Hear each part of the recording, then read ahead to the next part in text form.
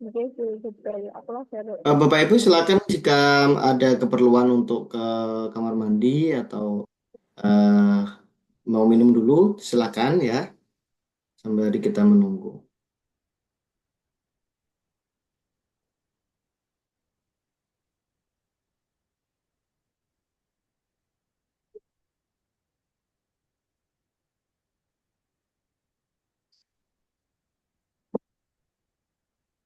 Baik, kita mulai. Assalamualaikum warahmatullahi wabarakatuh. Waalaikumsalam warahmatullahi wabarakatuh. Alhamdulillah, salatu wassalamu ala Rasulillah wa ala alihi washabihi ajma'in wa ba'du. Alhamdulillah kita sudah di penghujung acara sebelum istirahat ya, sebelum istirahat. Belum bukan sebelum pulang tapi sebelum istirahat. Semoga Bapak Ibu masih semangat. Kita akan belajar sedikit tentang model-model pembelajaran sampai pukul 12 nanti.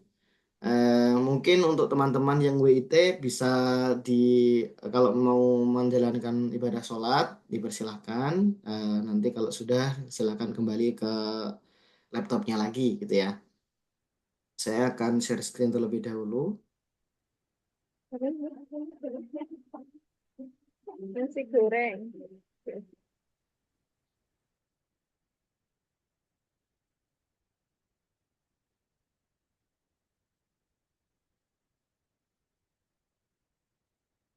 Oke. Model-model pembelajaran untuk pelatihan instruktur nasional daring 2024. Ada beberapa tujuan yang akan kita eh, coba raih ya. Kita raih untuk pelatihan ini. Yang pertama, mengetahui ragam model pembelajaran dan karakteristiknya. Kemudian yang kedua, memahami cara pemilihan model pembelajaran. Yang ketiga adalah menghubungkan antara tujuan, model, dan indikator tujuan pembelajaran. Oke. Oke Bapak Ibu, kita ice breaking dulu. Coba siapkan satu kertas dan satu pena atau pensil atau spidol di sekitar Bapak Ibu. Silakan. Saya beri waktu 2 menit ya. Pulpen. Kita jangan dibuat dulu yang tertera di layar. Kita akan buat bareng-bareng ya. Yang pertama disiapkan dulu kertas, kemudian satu alat tulis. Oke, sudah Bapak Ibu? Sudah, Sudah, Pak. sudah. Oke. Sudah, Pak. Eh, Sudah kita akan selesai. bareng-bareng ya. Jangan mendahului instruksi ya. Siap. Pertama, buatlah sebuah persegi. Buatlah sebuah persegi. Sudah? Sudah, Pak. Oke. Yang kedua, buatlah sebuah segitiga di atas persegi yang salah satu sisinya berimpit dengan sisi atas persegi. Buat segitiga yang salah satu sisi segitiganya itu berimpit dengan sisi atas persegi. Sudah? Sampun, lanjut, Pak. Oke. Yang ketiga, Pak. buatlah persegi panjang di dalam persegi yang sisi bawahnya berimpit dengan sisi bawah persegi. Persegi panjang di dalam persegi yang sisi bawahnya berimpit dengan sisi bawah persegi. Sudah? Sudah, Pak. Oke, yang keempat, buatlah lingkaran di dalam persegi dan berada di samping persegi panjang tanpa ada sisinya yang berimpit dengan bangun lainnya.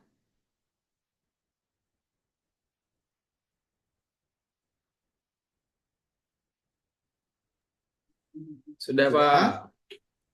Kalau sudah, silakan dalam hitungan kelima ya Pak Ibu ya, diperlihatkan ke kamera. Saya tak stop share Sudah, dulu. Pak.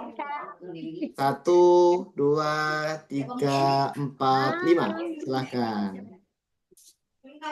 Oke, Mana soalnya? Belum. oke, Cari aja bagus. lah. Oh, macam-macam bentuknya ya. Oh, Gimana macam-macam. lihat? Oke, bagus. Oke, Nyebut. oke, Maaf nih, terima kasih Bapak Bos. Ibu. Tepuk tangan buat kita semua. Luar biasa instruksinya, walaupun agak rumit, tapi dapat dilaksanakan dengan baik. Oke, oke, kita lanjutkan. Dari instruksi yang sudah kita lakukan, apa sih yang berkaitan dengan model pembelajaran menurut Bapak Ibu? Gimana? Silakan berkomentar.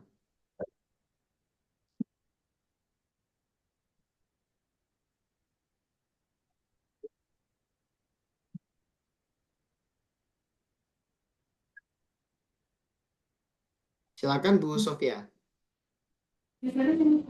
Yang langkah-langkah menggambarnya tadi hubungan dengan model pembelajaran itu langkah-langkah pembelajaran. Kalau di model-model pembelajaran itu ada yang namanya sintak-sintak gitu.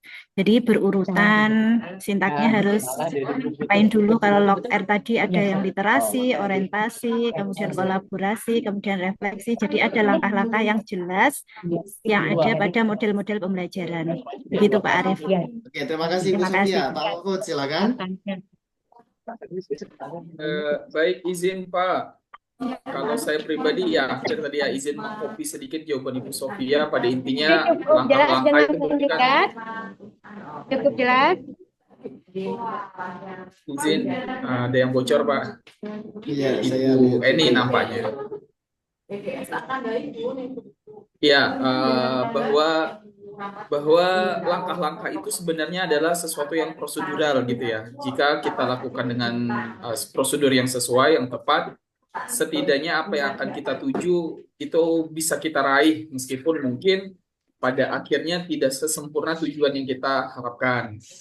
Justru tetapi ketidaksempurnaan di akhir yang tadi kita dapatkan itu malah memunculkan keberagaman yang ternyata itu juga indah gitu. Tadi ada yang bentuknya kalau saya pribadi malah merasakan seperti membuat rumah gitu ya. Tapi tadi teman-teman ada yang bentuknya segitiganya ternyata agak lebih kecil. Nah, saya pribadi nggak tahu itu bentuk objek geometri untuk bangun datar atau bangun rumah apa, tapi itu juga sebuah karya. Kalau saya pribadi seperti itu. Oke, Terima kasih. baik sekali dari Pak Mahfud. Silakan Pak Rudi. Ya, terima kasih. Jadi ada beberapa makna. Yang pertama, ini persepsi. Jadi kalau petunjuknya kurang jelas, maka persepsi masing-masing orang itu akan berbeda. Sehingga hasilnya juga berbeda. Sama seperti model pembelajaran. Kalau kita memberikan petunjuk pada model pembelajarannya kurang jelas, yang kita berikan, maka hasilnya akan juga berbeda. Itu saja Pak, terima kasih. Baik, terima kasih Pak Rudi atas penguatannya. Jadi eh, semua jawaban sudah dalam track point yang benar ya, bahwa kesamaan ini dengan model pembelajaran adalah sama-sama memiliki langkah-langkah yang pasti. Tetapi kenyataannya terkadang memang ada beberapa interpretasi-interpretasi yang berbeda. Nah, itulah yang membuat model pembelajaran itu justru menjadi sesuatu yang unik. Tetapi kita perlu tahu bahwa model-model pembelajaran itu memiliki karakteristik tertentu terkait dengan latar belakang pengembangannya. Oke, kita lanjutkan. Silakan Bapak Ibu mengakses handphonenya masing-masing, kemudian mengetik di browsernya menti.com. Boleh pakai HP, boleh pakai laptopnya juga diperbolehkan. Silahkan. Saya akan share screen hasilnya. Bentar. Kodenya nanti akan saya tampilkan lagi.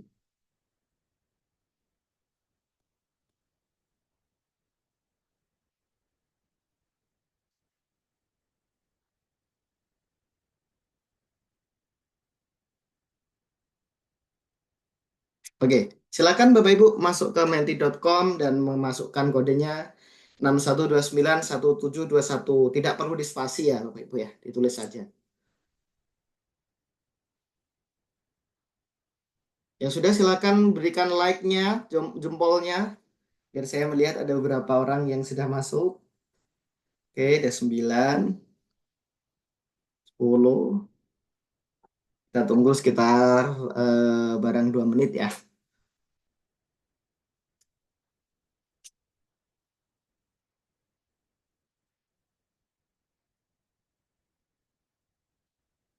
Oke, silakan Bapak Ibu yang lain, baru 10 ini. 11, oke. Oke,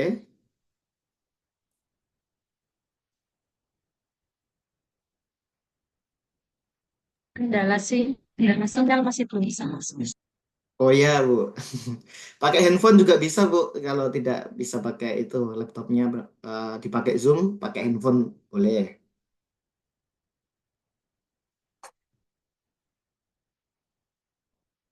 Oke, 12. Kita tunggu 1 menit lagi.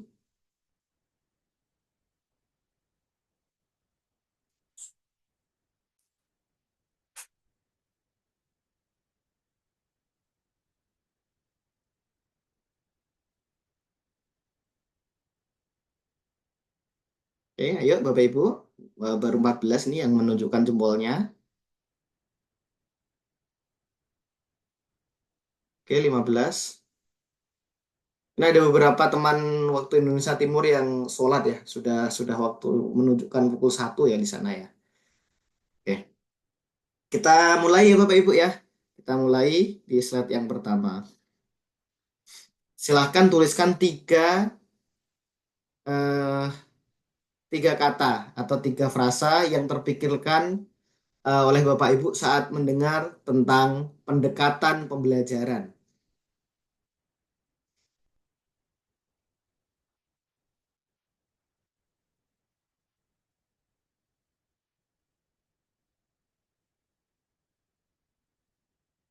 Silakan diberikan responnya. Landasan dasar filosofi, oke. Ya, oke. Cara pandang, perspektif, oke, bagus. Unik, PRMI, oke, salah satu contohnya. Ya.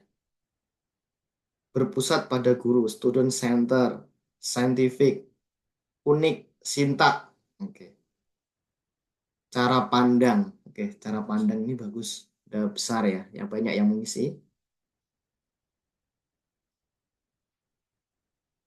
Oke, masih bergerak terus. Oke, cara pandang semakin banyak yang mengisi cara pandang.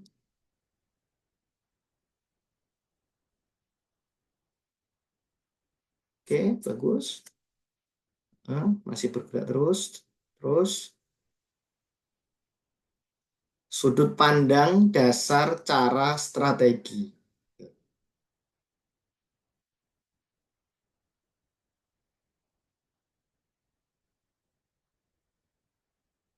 Oke, sepertinya sudah cukup, sudah tidak bergerak lagi. Kita lanjutkan, Bapak Ibu. Nanti kita akan mengulasnya. Saya catat dulu apa yang paling banyak, yaitu dasar, cara pandang, dan strategi. Oke, perspektif. Ya, ada satu lagi, perspektif. Oke, kita lanjutkan. Nah, sekarang apa yang terpikirkan oleh Bapak Ibu saat mendengar frasa metode pembelajaran?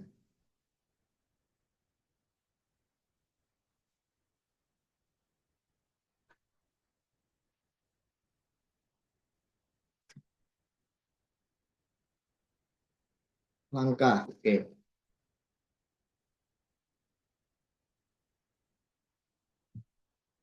Urutan, cara, saintifik, langkah-langkah pembelajaran, teknik, tutor sebaya, kooperatif, oke. Tahapan,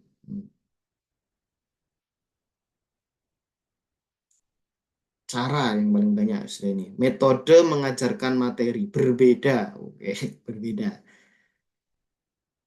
Tutor sebaya, efektif,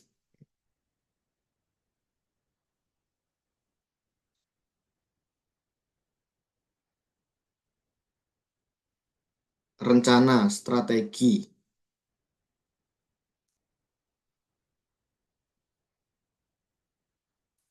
Oke, sudah berhenti sepertinya. Oke, masih ada lagi. Oke, kita catat yang 4 terbesar.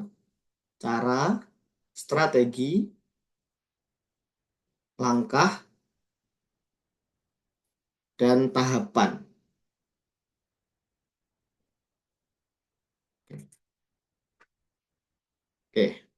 Sudah? Kita lanjutkan. Yang terakhir. Apa yang terpikirkan Bapak Ibu saat mendengar frasa model pembelajaran?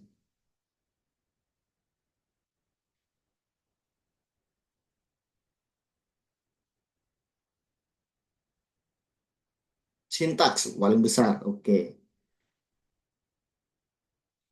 Konkret, contoh, media,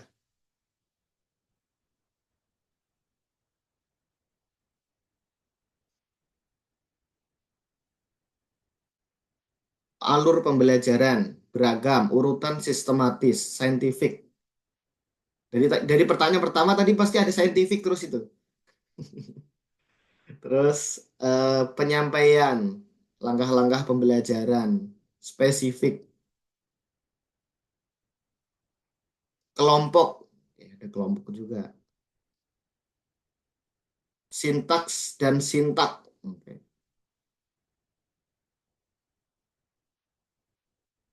Alur, unik, memiliki sintaks. Oke, apakah sudah berhenti? Sudah. Kita catat 4 terbesarnya yaitu sintaks. Oke, masih berubah. Sintak, contoh,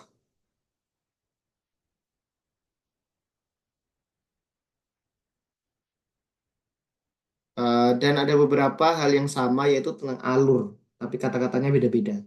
Alur pembelajaran, langkah pembelajaran, urutan. Nah, oke, baik Bapak Ibu, terima kasih banyak. Oke, sudah selesai. Bisa kembali lagi ke laptopnya. Saya akan stop share dulu.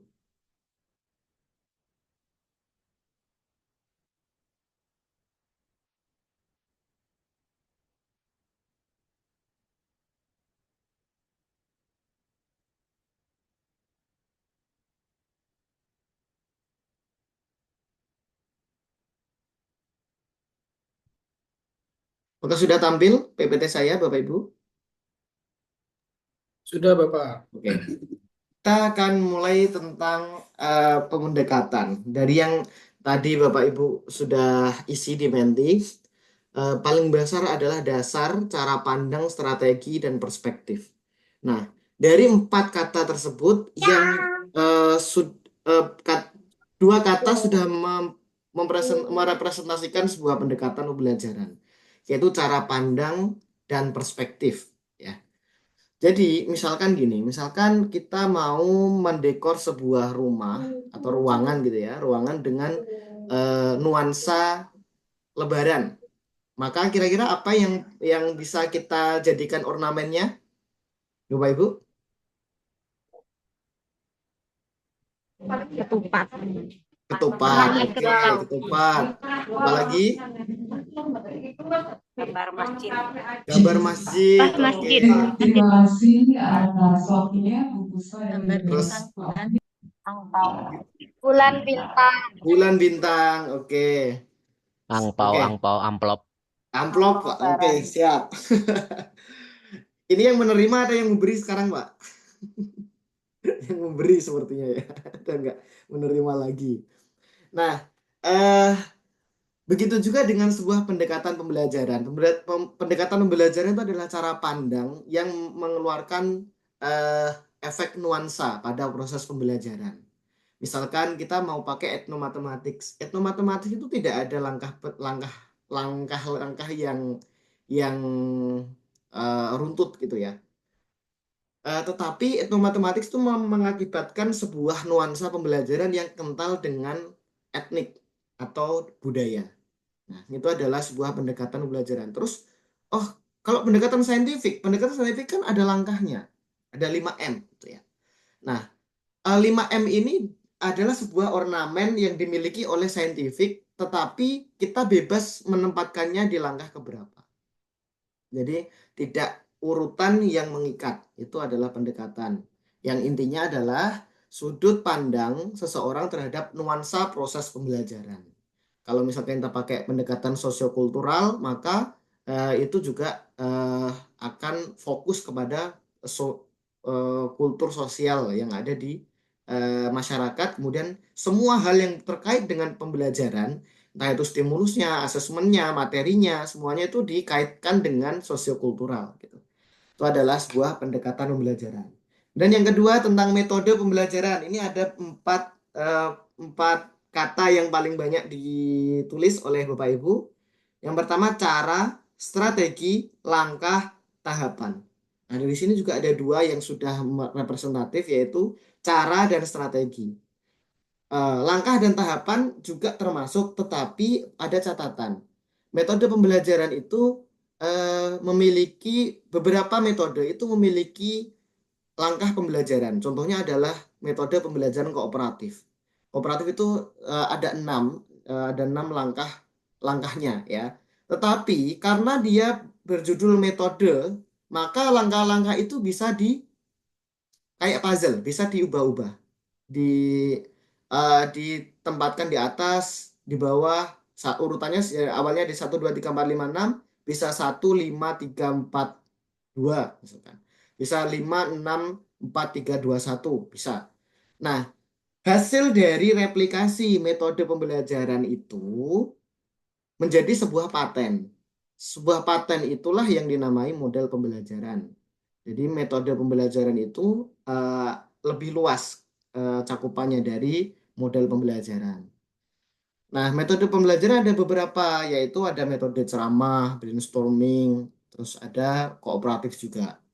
Nah, secara definisinya, metode pembelajaran adalah cara yang digunakan untuk mengimplementasikan rencana yang sudah disusun ke dalam kegiatan nyata agar tujuan tercapai optimal.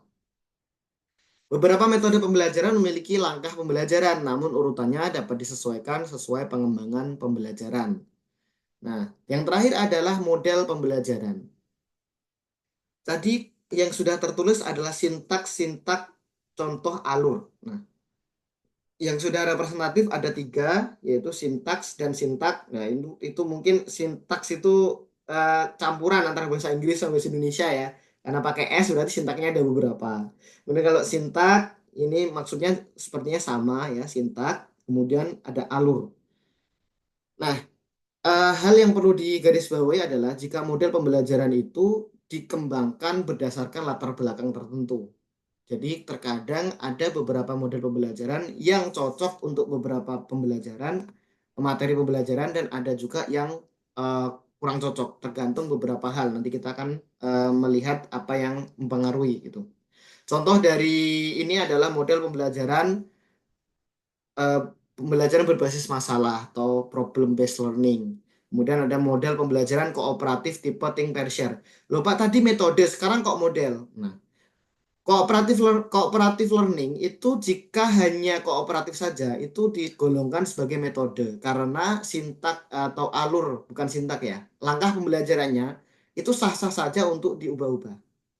Tapi kalau sudah ada tipenya, misalkan model pembelajaran kooperatif tipe think pair share, tipe teams games turnamen, tipe STAD gitu, atau tipe yang lain banyak sekali ya, ada to stray, ada yang macam-macam. Itu berarti dia sudah menjadi model karena dia sudah dibakukan oleh seseorang atau tim pengembang yang sudah dipatenkan. Jadi kita tidak boleh mengubah-ubah sintaknya karena itu adalah sebuah hak paten gitu ya. Oke, kita lanjutkan. Lalu apa dasar pemilihan sebuah model pembelajaran? Yang pertama adalah karakteristik peserta didik, kematangan, minat, dan bakat peserta didik. Kita perlu untuk mengetahui bagaimana peserta didik kita itu tataran awalnya, maka diagnostik itu penting. Misalkan anak didik kita itu masih ada di tingkat dasar, kemudian tiba-tiba kita menggunakan problem based learning, mereka diminta untuk memecahkan masalah. Tentu mereka akan kesulitan karena mereka belum tahu, misalkan gini, mereka belum tahu caranya menggunakan obeng, menggunakan melepas skrup gitu ya. Tahu-tahu diberikan sebuah sepeda yang rusak, terus mereka diminta untuk memperbaiki. Nah, tentu mereka akan kesulitan terkait ini. Maka kematangan itu juga diperlukan sebagai salah satu dasar pemilihan model pembelajaran. Nah, Jika seperti itu, jika kita masih memerlukan proses penyajian informasi, maka lebih cocok pakai core kooperatif tipe tertentu gitu ya. Kemudian karakteristik materi pembelajaran. Karakteristik materi pembelajaran ini juga perlu diperhatikan terkait kompleksitasnya. Jika materi-materi yang berat gitu ya, dan di awal pembelajaran belum di pertengahan, anak-anak masih belum memiliki eh, apa?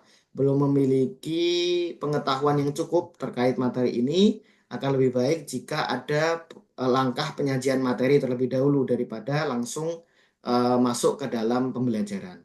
Tapi tentu ada beberapa pakar yang berpikir bahwa eh, contohnya salah satu adalah penggiat RME ya, Realistic Mathematics Education, bahwa RME itu diajarkan tanpa ada penyajian informasi. Tahu-tahu langsung diberikan contoh nyata. Itu adalah ciri dari RME. Kalau pembelajaran berbasis masalah itu ada awalnya dulu, ada pengantarnya dulu. Tapi kalau RME itu memang didesain langsung ke sebuah materi nyata gitu ya. Anak-anak diminta untuk berpikir dengan pemikiran seadanya, sebisamu gimana gitu. Terus kemudian diberikan scaffolding yang mencukupi hingga mereka menemukan cara yang lebih baku gitu, kalau RME. Kemudian di dasar pemilihannya juga tentang tujuan pembelajarannya. Apakah tujuan pembelajaran itu menghasilkan produk? Kalau menghasilkan produk, tentu yang cocok adalah project based learning. Kalau pembelajarannya berupa solusi, maka cocok juga dengan RME atau pembelajaran berbasis masalah. Kalau pembelajaran itu tentang pemahaman ya, pemahaman, oke kita pakai bisa ini tentu pemilihan model itu sangat sangat dinamis ya, sangat dinamis tergantung kreativitas guru untuk mengembangkan materi ajarnya. Tapi ini saya memberikan beberapa contoh saja. Kemudian ada efektivitas dan efisiensi. Nah, jika kelasnya luas, kelasnya besar gitu ya, kelasnya besar itu dengan kelas kecil tentu beda cara pemilihan model pembelajarannya. Nah, ini adalah 4 hal yang dirasa perlu untuk menjadi dasar pemilihan model pembelajaran. Nah, ini ada suatu kasus. Pak Ahmad melakukan pembelajaran matematika dengan materi pembelajaran bangun ruang di MI dengan tujuan pembelajaran peserta didik mampu memecahkan masalah terkait volume bangun ruang sisi datar dengan tepat. Kemudian media yang digunakan adalah GeoGebra dan menggunakan LKPD cetak yang diberikan pada masing-masing peserta didik. Jadi dia itu sudah punya GeoGebra.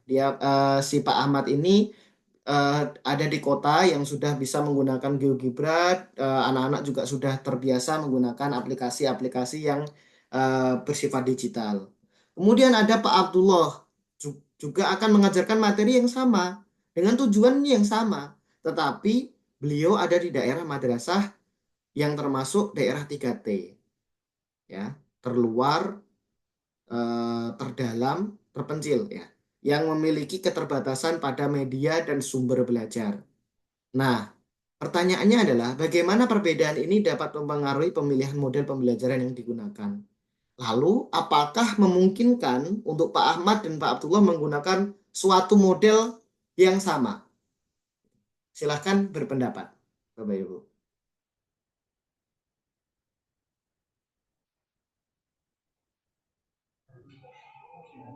Bu Aida, silakan.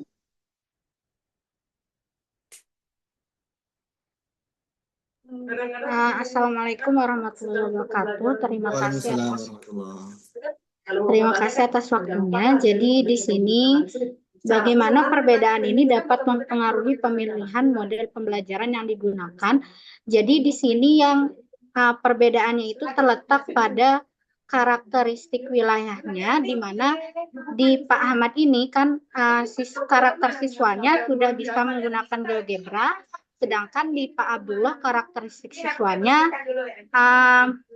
masih terbelakang, jadi otomatis belum bisa mengakses GeoGebra begitu. Kemudian dari karakteristik wilayahnya juga, di mana di Pak Ahmad ini dia berada di perkotaan, kemudian Pak Abdullah berada di wilayah 3T. Otomatis untuk mengakses GeoGebra tersebut masih sangat susah. Sehingga untuk menggunakan model yang sama dengan Pak Ahmad, Pak Abdullah itu saya rasa tidak bisa. Nah, mungkin untuk alternatifnya di sini Pak Abdullah bisa menunjukkan menggunakan barang-barang yang berbentuk kubus dan balok begitu. Jadi bisa dengan menggunakan kotak susu atau sebagainya. Terima kasih. Oke, baik. Terima kasih Bu Aida. Mungkin ada pandangan yang lain kita dengarkan coba dari Bu Rima Fitriani, silakan. Baik, Bapak, terima kasih untuk kesempatannya. Di sini kalau saya mencermati kasus ini terletak pada perbedaannya pada media, Bapak.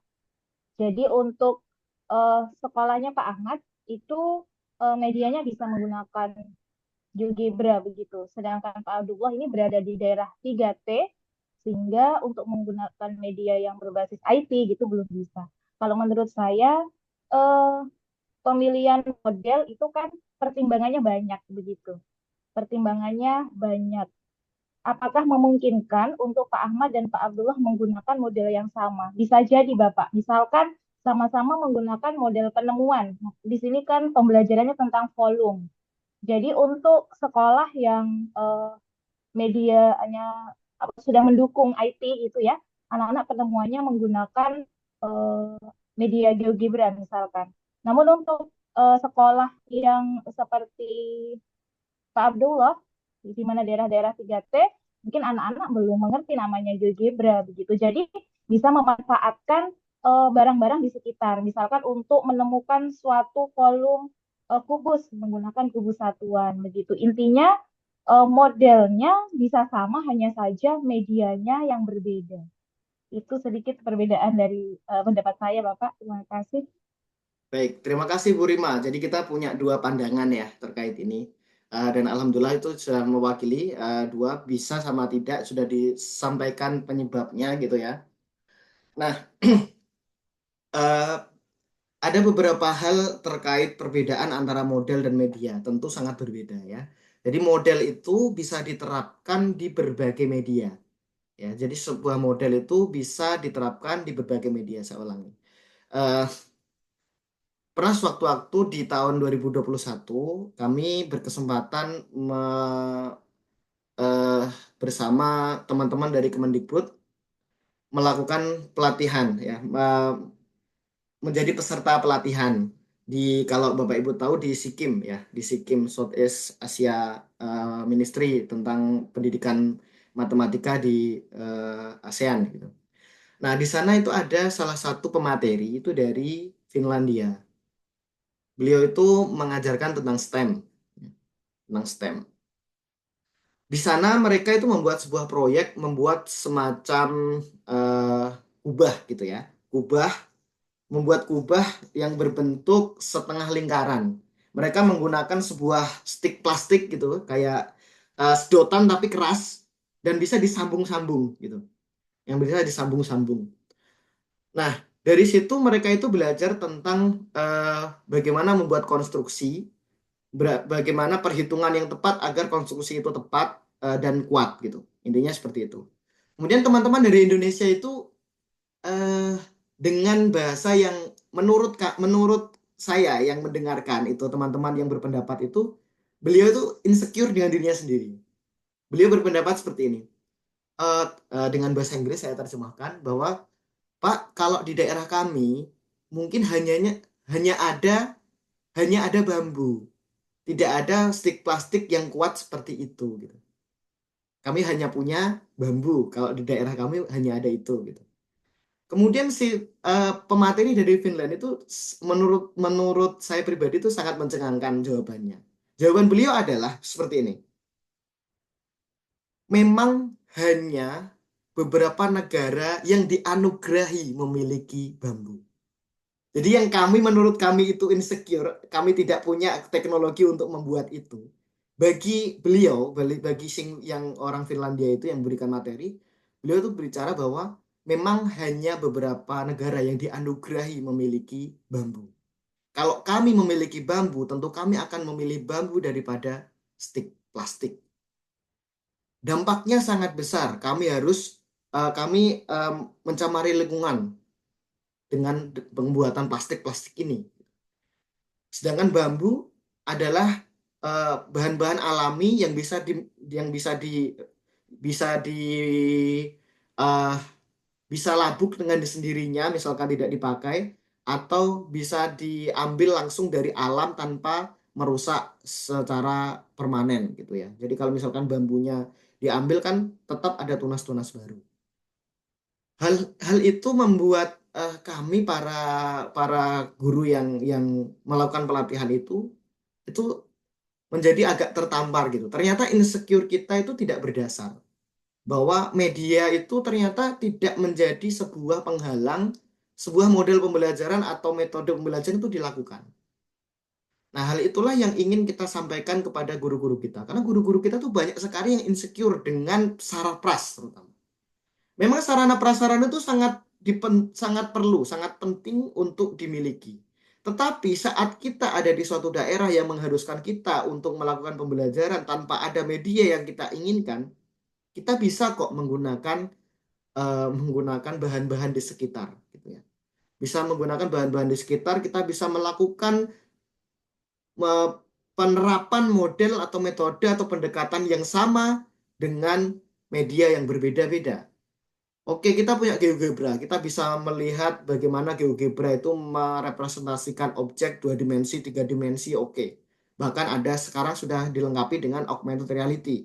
Sudah pakai kamera, nanti muncul kamera di dalam HP, di dunia nyata, ada penambahan informasi dari digital.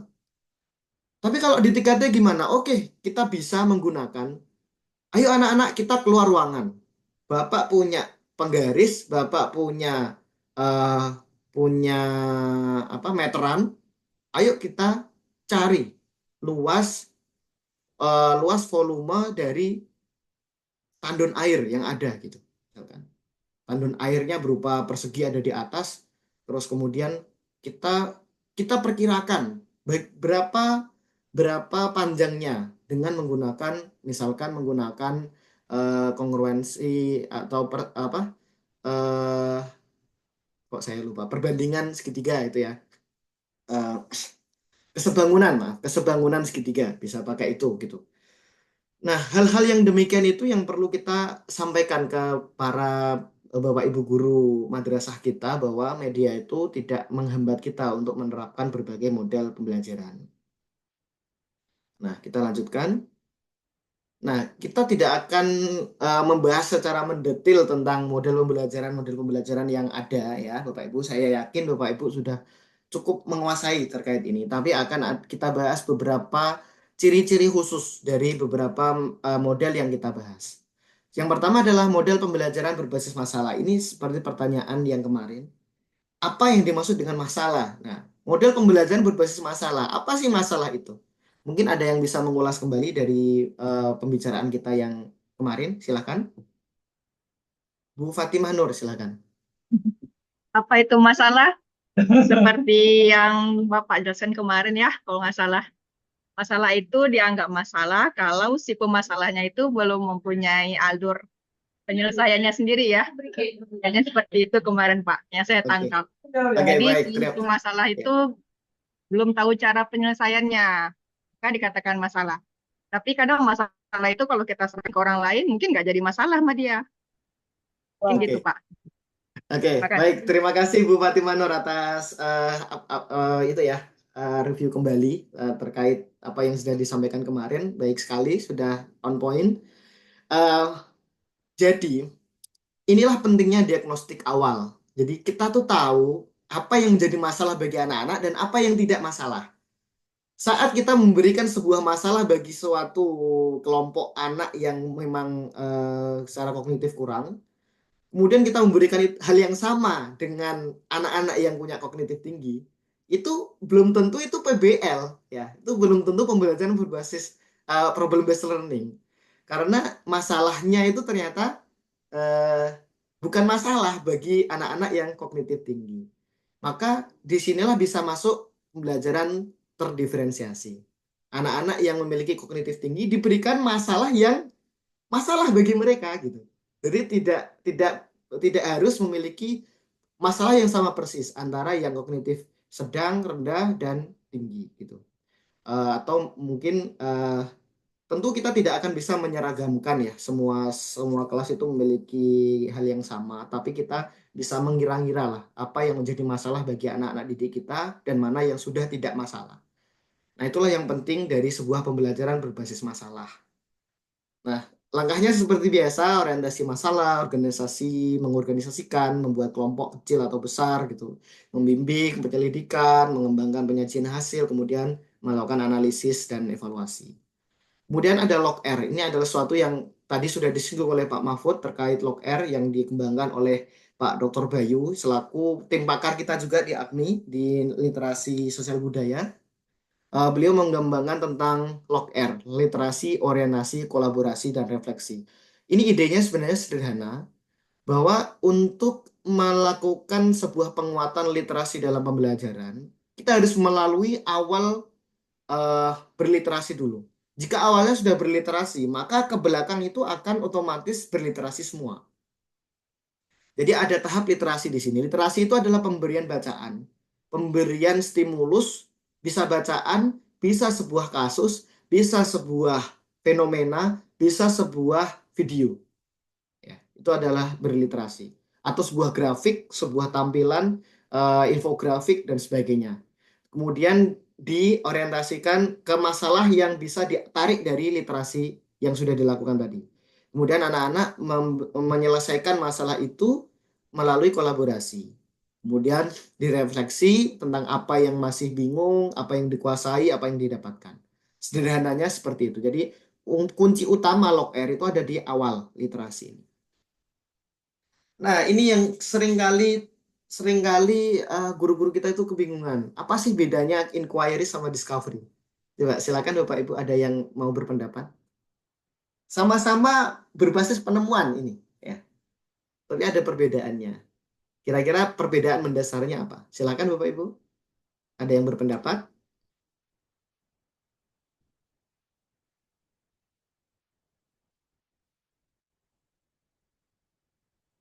Oke, sudah ada beberapa yang raise hand. Silakan Bu Rima dulu silakan. Baik Bapak, terima kasih kesempatannya. Ini yang saya tahu sedikit Bapak tentang inquiry dan discovery. Selama ini saya masih yang sering saya gunakan tuh discovery Bapak. Tahu saya kalau discovery di sini kan ada pemberian rangsangan, identifikasi masalah. Nah, biasanya masalahnya itu kita guru gitu yang memberikan ke anak-anak. Jadi guru yang memberikan, kemudian nanti anak-anak mencoba untuk mengumpulkan data, mengolah, kemudian membuktikan dan menggeneralisasi gitu.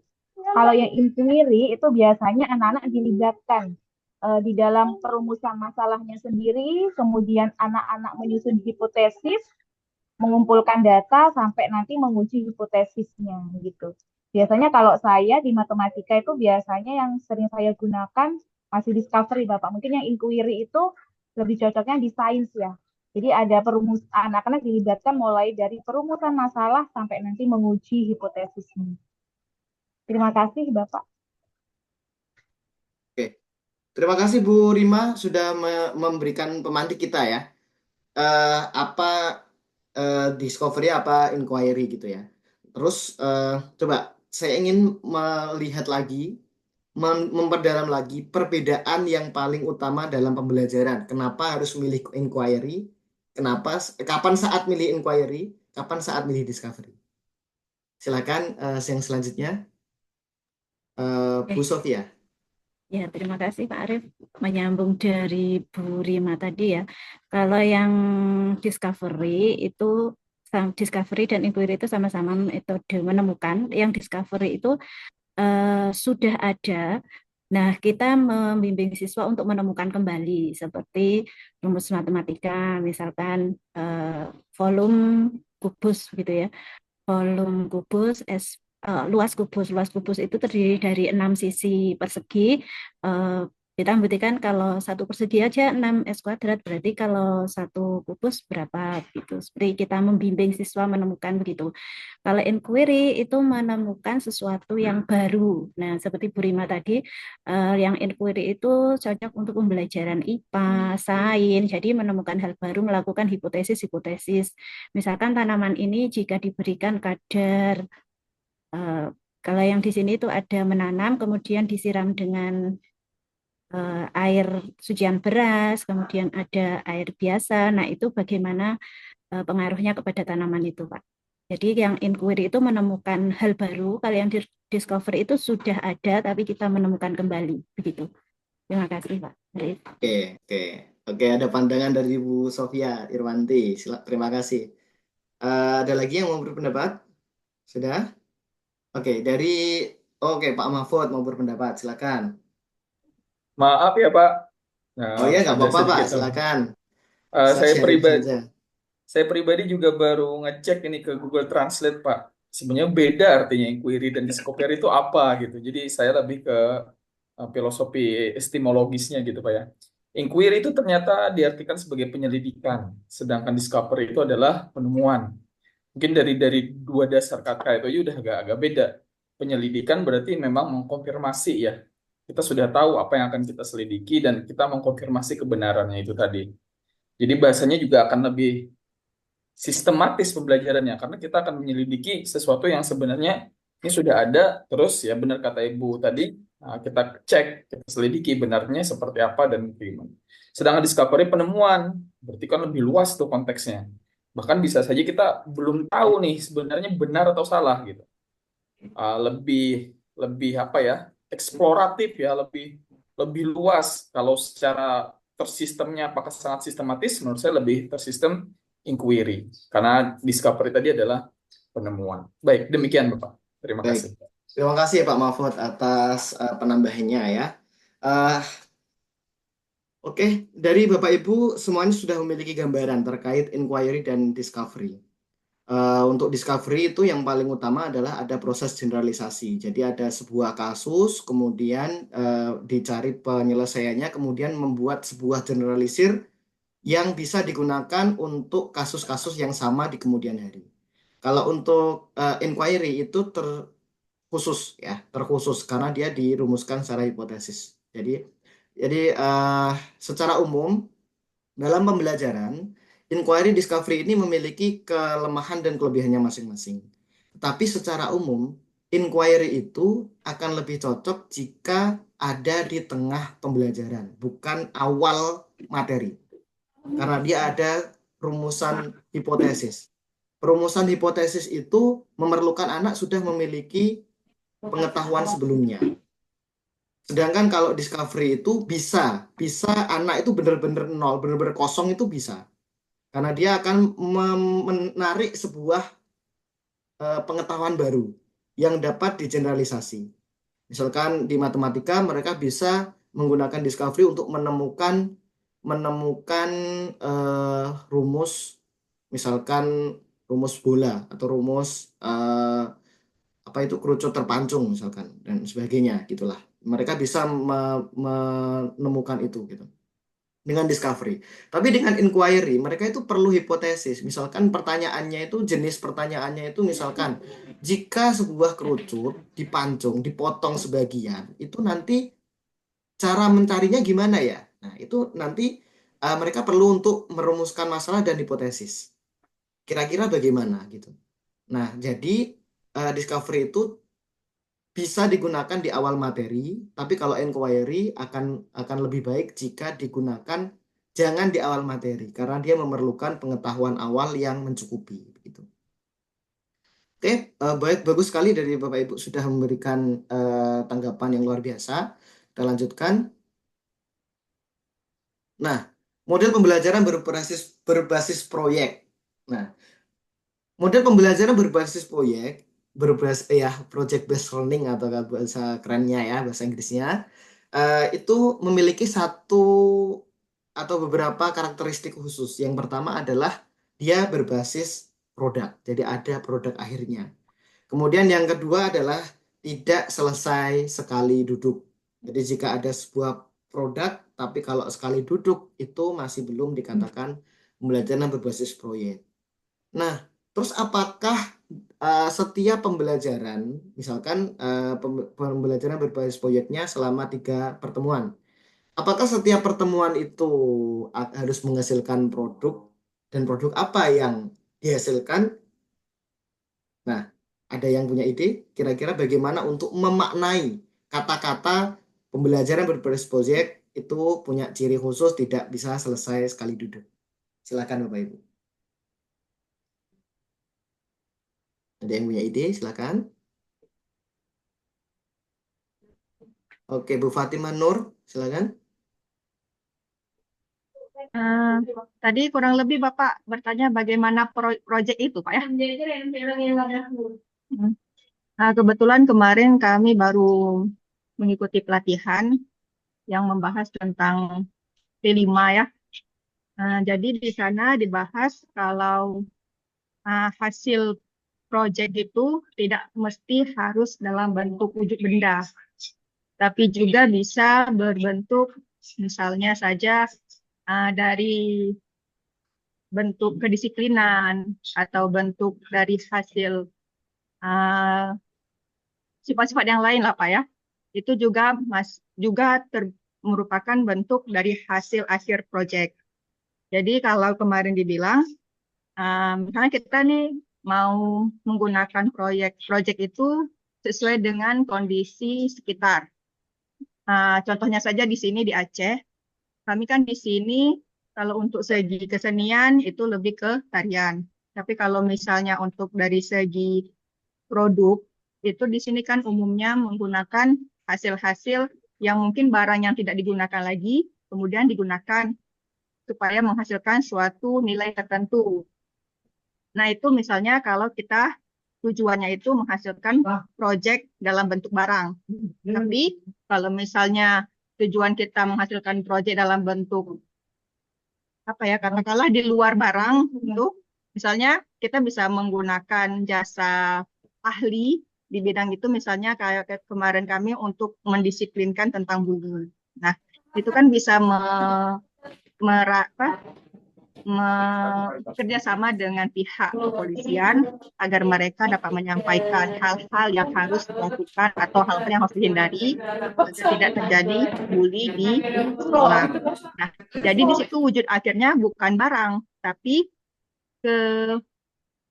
kepahaman akan diri siswa bahwasanya hal-hal yang mereka lakukan kepada temannya, kalau itu sudah di luar jalurnya, itu sudah termasuk ke dalam bully. Walaupun itu dalam bentuk ucapan, yang kadang sederhana, tapi bisa menghasilkan suatu bentuk hinaan bagi orang tersebut. Nah, jadi di situ mungkin menurut saya, Pak, jadi hasil dari proyek itu tidak mesti barang, tapi bisa juga dalam bentuk hasil akhir dari sifat ya yang bisa ditanamkan pada diri siswa.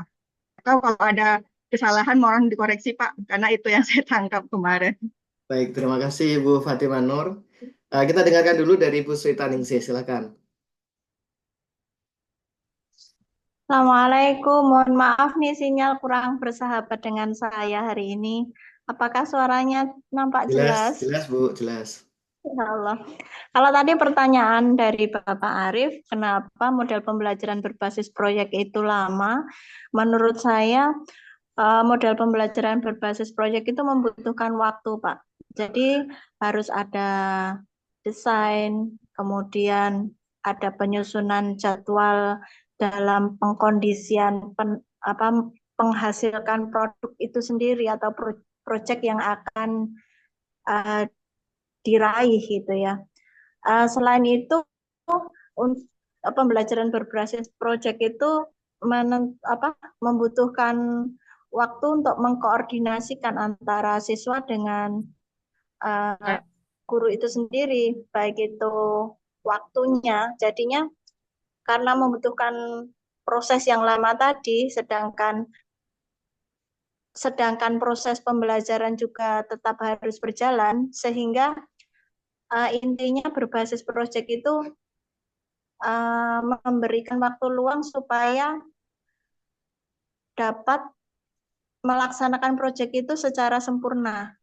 Gimana ya? Membutuhkan waktu lah Pak intinya, sehingga membutuhkan proses yang lama. Begitu Pak. Baik, terima kasih Bu Swita dan Bu Fatimah Nur terkait pendapatnya ya, terkait model pembelajaran berbasis proyek ya. Oke, Ini karena kadang materinya. memang, kadang memang ada beberapa kebingungan terkait perbedaan model pembelajaran berbasis proyek di pembelajaran sehari-hari dan proyek yang dimaksud di P5RA. Nah, proyek yang dimaksud di P5RA itu di luar jam belajar ya Bapak Ibu ya. Jadi model pembelajaran berbasis proyek yang dimaksud di sini itu adalah pembelajaran yang ada di kelas. Sedangkan proyek P5RA itu adalah pembelajaran yang di luar jam pelajaran yang biasa gitu.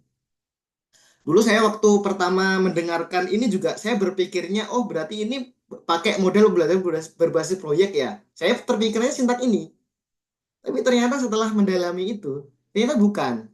Ternyata berbeda ya. Ternyata berbeda, tetapi tetap bisa menggunakan sintak ini. Tapi ternyata itu beda. Dia itu kalau P5RA itu bisa berupa profil ya, berupa profil atau sikap-sikap yang ditunjukkan gitu. Karena memang difokuskan ke situ gitu. Tetapi kalau model pembelajaran berbasis proyek yang kita maksud di sini adalah di pembelajaran. Kenapa kok dikatakan sebagai sesuatu yang tidak bisa sekali duduk? Itu karena harusnya sebuah proyek itu memiliki jangka waktu yang lebih lama, seperti yang disampaikan oleh Bu Swita.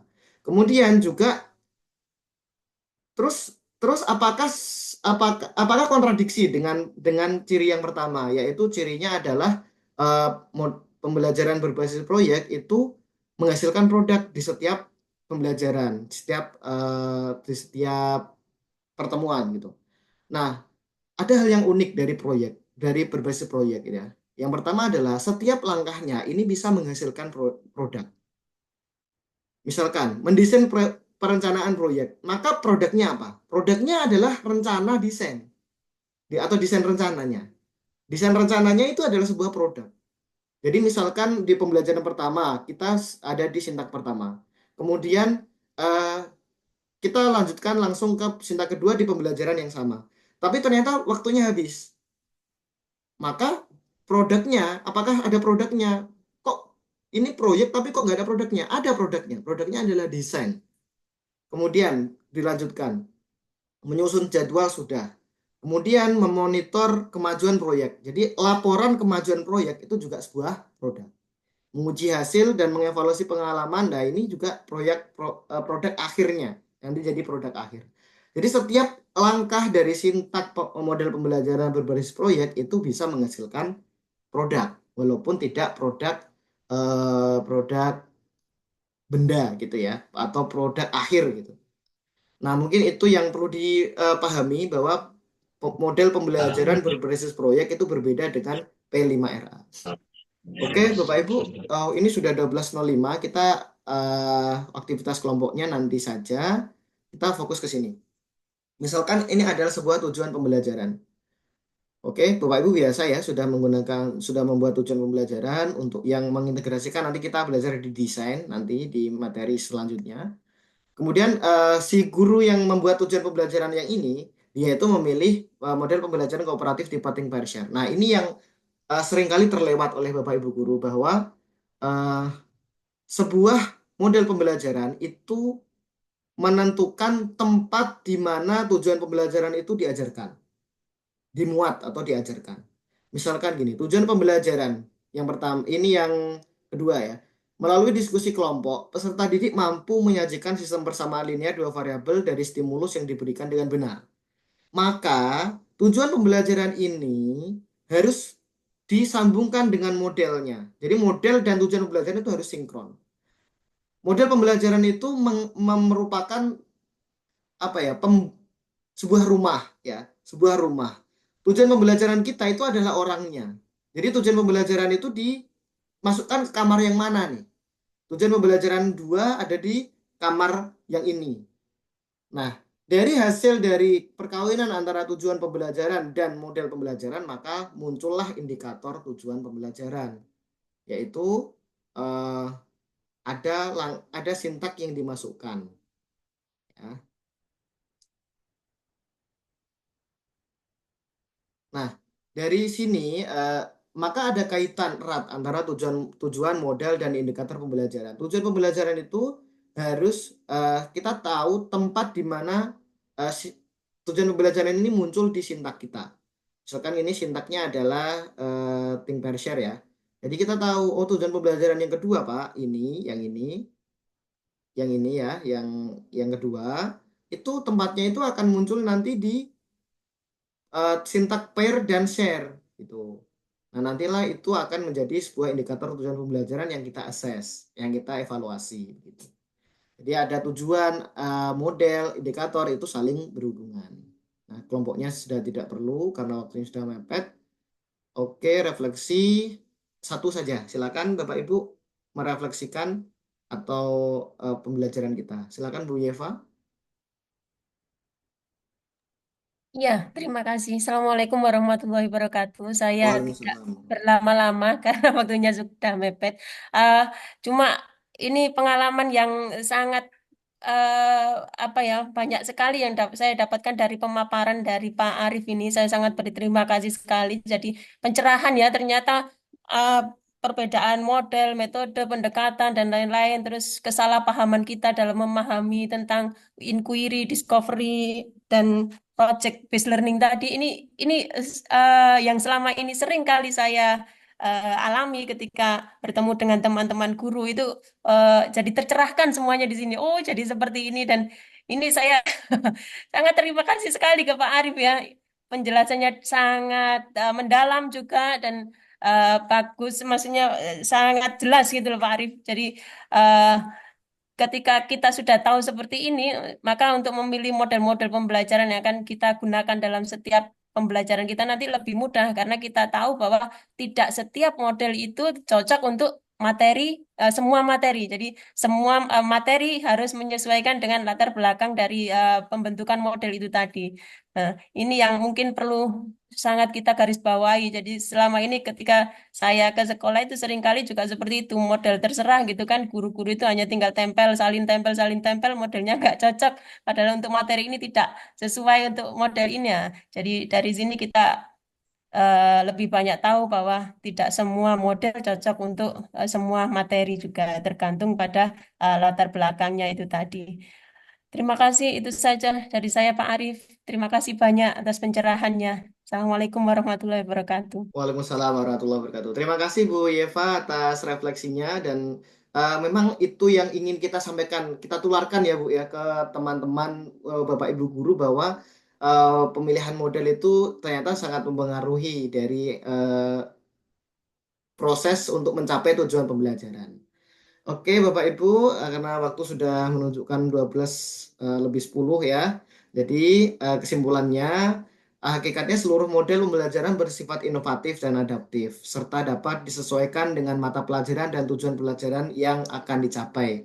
Kuncinya dari semua model adalah guru yang kreatif mengaplikasikannya. Jangan terbatas oleh media, jangan terbatas oleh sarana-prasarana. Kita bisa menggunakan semua model dengan garis-garis tertentu yang menjadi latar belakang terbentuknya model tersebut. Gitu. Oke, baik. Terima kasih Bapak Ibu. Saya cukupkan. Selamat istirahat. Mohon maaf karena mengambil waktunya 10 menit. Nanti bilang Bu Mimi ya. Bu, kami baru istirahat 12.10 gitu.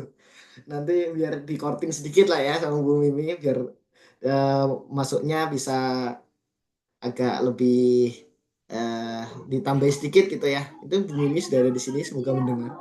Terima kasih. Kurang lebihnya mohon Atau maaf. dijapri aja Pak Arif. Pak Arif yang japri biar kami terlambat 10 menit. Ya. Oke Bu. Oke Pak, terima kasih. Nanti saya sampaikan. Kurang lebihnya mohon maaf. Wassalamualaikum warahmatullahi wabarakatuh. Waalaikumsalam warahmatullahi wabarakatuh. Terima kasih Terima kasih Pak Pak Terima Arif. kasih Bapak Ibu.